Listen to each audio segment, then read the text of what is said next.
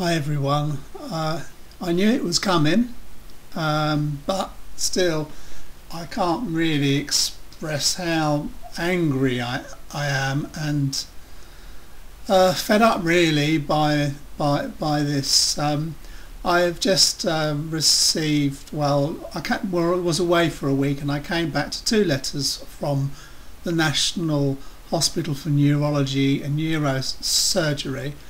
One telling me that I am being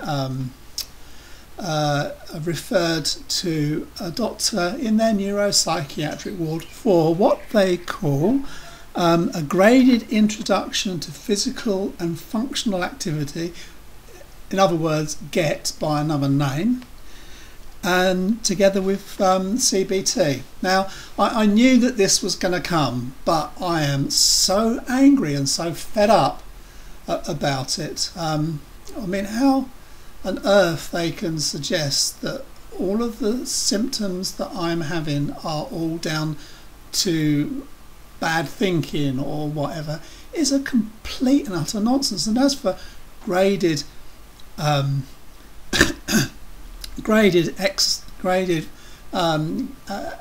exercise therapy, well, that's an absolute nonsense, because I have not remained inactive for all the time that I've been ill. I've been able to do some things, but I've been limited.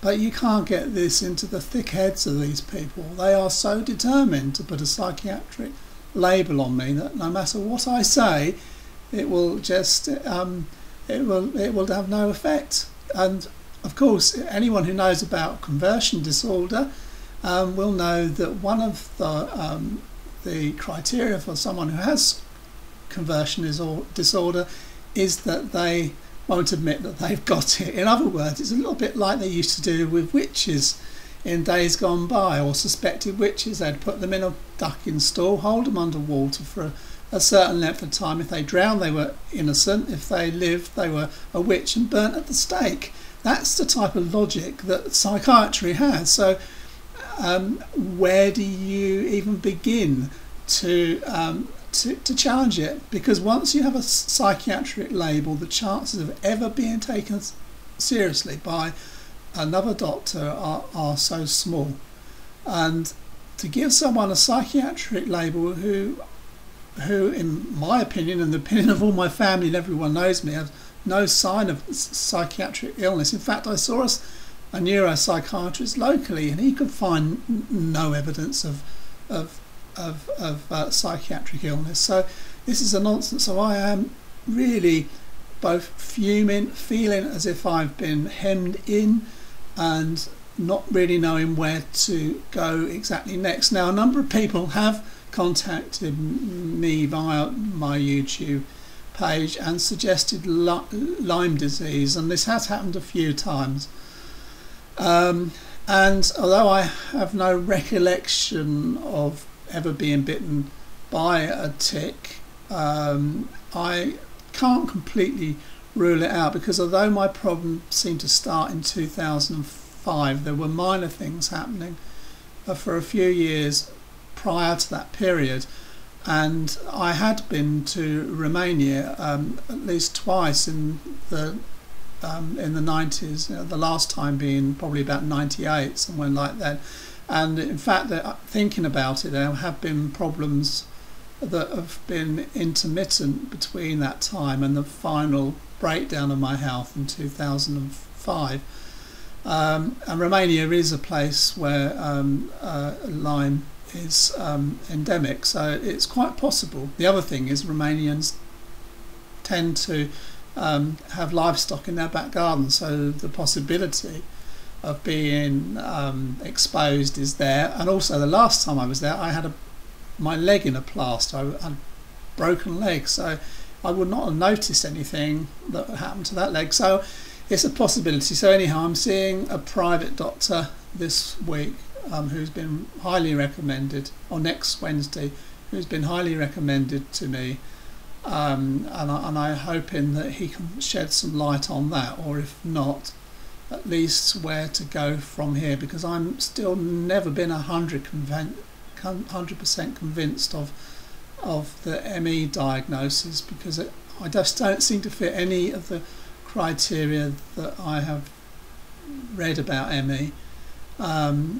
But I really don't know. I have got another appointment, which is going to be a total waste of time, at the National on Friday, and it's really just to tell me that, hey mate, it's in your mind, nothing more we can do. So in many ways it's a complete waste of time, but I'll go along with it, see what it said. I do know that 2 tests were positive. One was a startle test. I have looked that up on the internet, and I know that it can be an indication of damage to the brainstem. And the other one was a neuropsychological test, which confirmed that I have some problems with concentration. I don't have all the other results, but I'm definitely going to be asking for them. So anyhow, that's my little update. I'll let you know what happens after Friday and when I've seen this private doctor a week Wednesday. So that's it.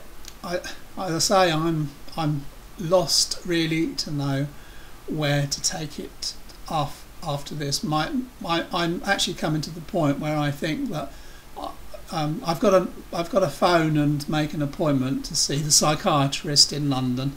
I've got 7 days to do it.